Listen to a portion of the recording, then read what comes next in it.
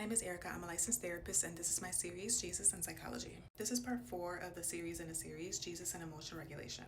I want you to notice something that most people were never taught to look for. When Jesus interacted with people, he didn't start by correcting behavior. He didn't even start by teaching. He started by regulating the emotional environment. So let's look at the crowds first. Before feeding the 5,000, hungry, anxious, overstimulated people, Jesus gave them one clear instructions: sit down.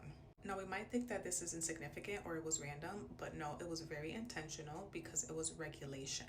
When people are standing, they're hungry, they're uncertain, especially within large crowds, the nervous system might read threat a lot easier. Their attention might be scattered, it might be a lot easier for tension to rise. But sitting down tells your body you are not in danger right now. The heart rate drops, the cortisol drops, your focus comes back. Jesus regulated the environment before he multiplied the food. And what most of us miss, especially as Christians, you cannot receive provision while your nervous system is in survival mode.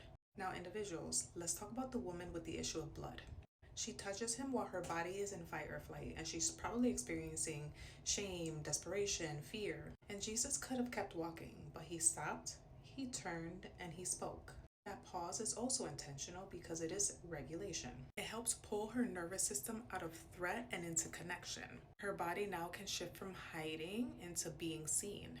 In psychology, we call that co-regulation, which is borrowing the stability of someone who is grounded. Now, Jesus didn't rush her healing, he stabilized her first. And then let's talk about Jesus himself. In Gethsemane, he says, "My soul is overwhelmed with sorrow."